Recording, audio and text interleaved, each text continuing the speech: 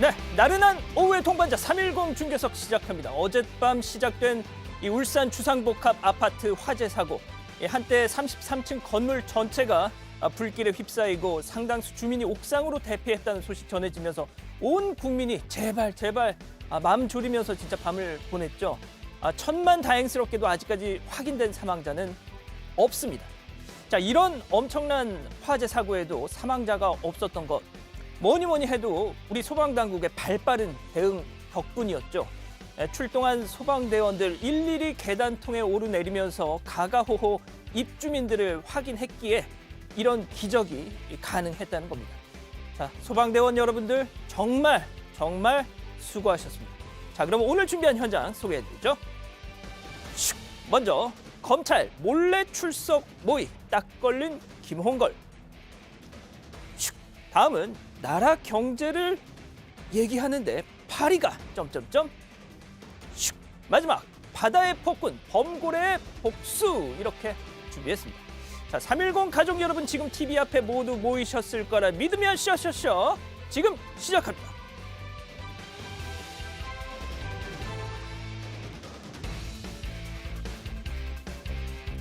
네, 오늘 제 옆에는 정치팀 최수연 기자, 아주 오랜만에 나왔습니다. 안녕하세요. 네, 안녕하세요. 얼마 만이죠? 거의 한 달 만에 나왔습니다. 근데 왜 예. 지금까지 안 불러주셨어요? 강찬호 때문입니다. 강찬호 의원님.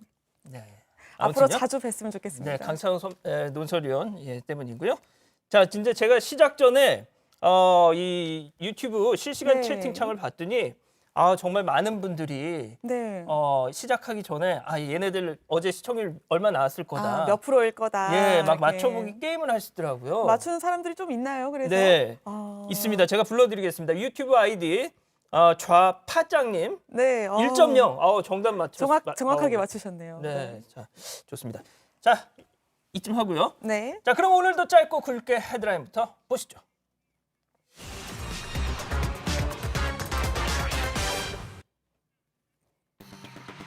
전운 감도는 광화문, 오늘도 차벽 선다. 자, 훈민정음 반포 574주년 한글날, 하지만 도심 집회가 예고되면서 세종대왕이 앉아있는 바로 그곳 광화문에는 다시 한번 차벽 논란 이어지고 있습니다. 자, 먼저 어제 이 국감 현장부터 보시죠.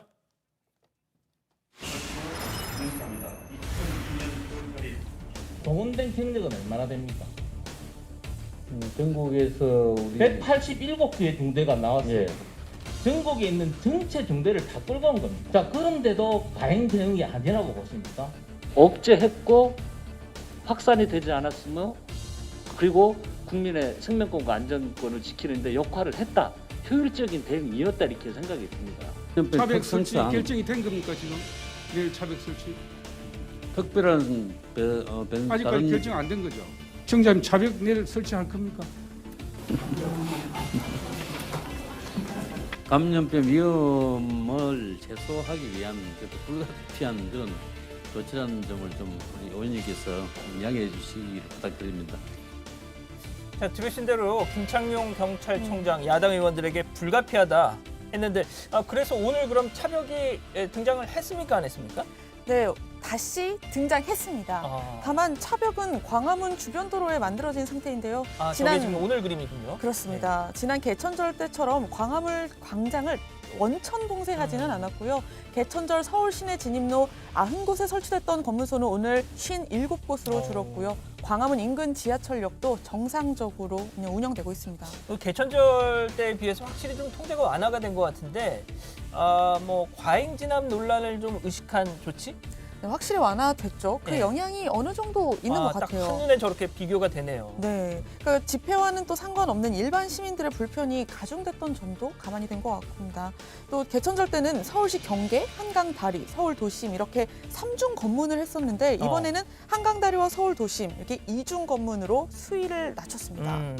자, 아직까지 뭐 큰 충돌이 있다 이런 소식은 안 들어오고 있는데, 일단 뭐 하기로 한 만큼 시민들도 좀 협조를 하는 게 어떨까 싶어요. 그렇죠. 네.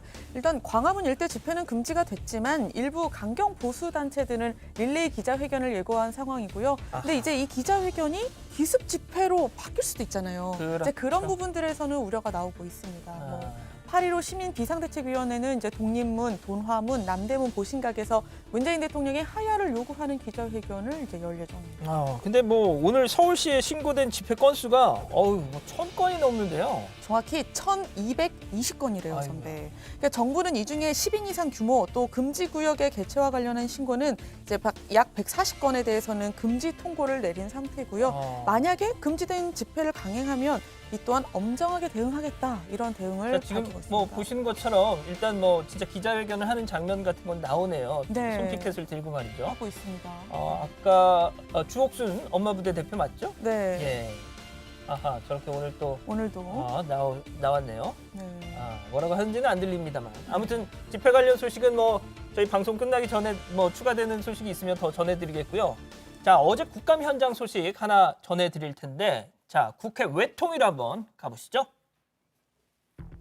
남북 관계를 둘러싼 여론이 지금 악화되고 있습니다. 저는 이럴수록 남북 관계 개선을 위해서 노력을 해야 되고 적극적인 정책을 펼쳐야 한다고 당부하고 싶습니다.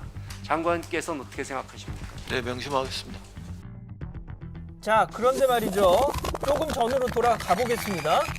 자, 김홍걸 의원에 주목해 주십시오. 가장 먼저 의원들 중에서 가장 먼저 회의장에 도착한 무소속 김홍걸 의원. 자, 그런데 말이죠. 저기 보면은 휴대폰으로 누군가하고 이렇게 막 네. 이렇게 연락을 하는 것 같죠. 네, 뭔가 예. 보이네요, 저렇게. 예. 계속. 자, 재산 축소 신고 의혹으로 민주당에서 최근에 제명된 무소속 김홍걸 의원. 보시는 것처럼 저렇게 국정감사에 집중하지 않고 까똑을 하는 모습이 포착됐는데 설명 좀 해주시죠. 네, 일단 언론에 포착된 대화 내용을 말씀드릴게요. 먼저 김 의원은 이제 검찰 출석 때 무슨 차량을 이용할지 차량을 바꾸는 방안에 대해서 변호사랑 논의를 했습니다. 네, 변호사로부터 지금 나오는 이렇게 장면이네요. 연락이 왔는데 의원님 차가 아닌 일반 차가 좋을 것 같다. 기자들은 마지막 휴일날 조사할 걸로 생각하고 일단 고급 승용차를 주시할 걸로 예상한다. 이런 문자 메시지를 받았죠. 그러니까 김 의원 그 문자 변호사와 주고받은 문자를 그대로 복사해가지고 다른 방에다 또 그걸 올린 거죠. 네, 지금 또 보이시는 것처럼 변호사의 문자를 의원실 관계자들한테 전달을 하면서 단톡방 제목이 김홍걸 의원실로 돼 있네요. 네, 딱 나와 있죠. 차를 바꿀까? 이렇게 물었고요. 의원실 관계자는 시간을 바꾸면 좋겠다. 토요일 10시까지 간다고 기사가 났으니까 오히려 이 시간을 피해서 출석 시간을 바꾸자라고 했습니다. 이는 김 의원이 이제 취재진을 피하려고 하는 거인 거죠. 네.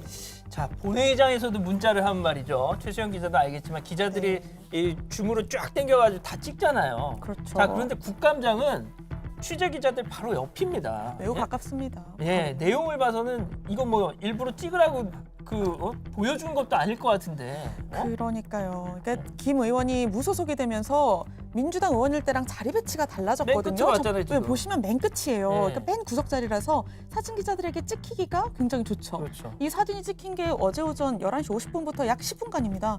그러니까 이 시간대는 국감이 한창 진행되던 때잖아요. 그렇죠. 근데 이제 김 의원 측은 논란에 대해서 검찰 수사 단계에서 출석을 조율하는 건 당연한 절차다 이렇게 했다고 하네요. 아니 근데 일단 그 출석 전략 작전을 뭐 논의했던 게 지금 다 어떻게 보면 들통이 난 상황이잖아요. 그렇죠. 예, 이런 걸 뭐 시체말로 빼박캔트라고 하는데. 빼박캔트. 그렇죠. 예. 그러면은 그렇다고 해서 또 검찰이 출석 날짜를 바꿔준다. 네. 그럼 또 검찰이 또 욕을 먹을 거 아닙니까? 이미 어느 정도 이렇게 전략이 좀 나왔기 때문에 중앙지검은 일단 예정대로요. 내일 오전에 김 의원을 불러서 재산 축소 신고 경위를 확인할 걸로 보입니다. 김 의원은 총선 전에 재산 공개 당시에 10억 원이 넘는 아파트 분양권을 누락해서 4주택을 3주택으로 축소 신고한 사실이 드러났었죠. 저는 말이죠. 원래 나오라고 했던 이 토요일 출석도 이것도 엄청난 배려입니다. 예, 맞습니다. 우리도 기자라서 알지만 토요일에는 일단 신문 기자들 다 놀잖아요.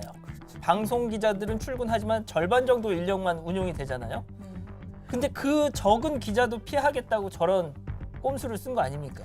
그러니까요. 사실 김홍걸 의원이 욕을 이 상황에서 좀 덜 먹으려면 정해진 시간에 딱 맞춰서 정문으로 당당하게 들어가야 되는 그 방법밖에 지금 남지 않았어요. 그렇습니다. 자, 이번 21대 첫 국정감사 시작부터 이 증인 채택을 놓고 여야 간 신경전이 상당했는데 자, 지금 가장 뜨거운 뉴스가 이겁니다. 문재인 대통령 아들 문준용 씨가 본인 SNS에서 이런 내용을 언급했죠. 네, 설명해 제 주시죠. 글을 읽어드릴게요. 문준용 씨는 곽상도 의원이 제가 출강 중인 대학 이사장을 국정감사장에 불러냈다고 한다. 뭐 제 강의 평가를 달라고 했다는데 한마디로 시간 강사시킨 게 특혜 아니냐는 소리다. 그런데 이제 그거 하나 물어보고 이제 됐으니 들어가라고 한 모양 이렇게 했습니다. 그러면서 그 이사장님과 저는 일면식도 없는 사이지만 죄송하다는 말씀 전하고 싶다라고 적었습니다. 자, 그런데 곽상도 의원이 저 문준용 씨 SNS를 보고 아주 뭐 그냥 격하게 바로 또 글을 올렸어요. 네, 문준용 씨 저격수로 불리죠. 곽상도 의원 대표적인 저격수인데 이렇게 반박했습니다. 건국대 이사장은 내가 아닌 민주당 의원이 불러서 증인으로 불러 나왔고 이왕에 증인으로 나왔기에 문준용 씨 자료도 제출해 주도록 요청한 것뿐이다. 이렇게 설명했습니다. 이어서 또 몇 마디 더 붙였죠. 대통령 아들이 아빠 찬스 누리고 사는데 야당 의원이 일일이 확인하기 불편한가? 문 대통령 임기가 끝나면 어차피 끝날 거니까 그때까지는 자숙하길 바란다. 이런 경고로 글을 마쳤어요. 아버지 임기가 얼마 안 남았으니 가만히 있어라. 그러니까 뭐 좀 심하게 얘기하면 까불지 말고 가만히 있어라. 그렇죠. 야, 이 참. 일단 이 두 사람이 이 곽상도 의원하고 문준용 씨가 충돌한 게 이번이 몇 번째인지 기억도 안 날 만큼 되게 잦았잖아요. 그렇죠. 오늘 그 수위만 놓고 보면 가장 좀 높은 수위가 아닌가 싶은데. 네, 표현상으로 보면 이렇게까지 정면으로 부딪힌 거는 거의 없었죠. 네. 자, 일단 첫 번째 현장은 여기서 마무리하고요.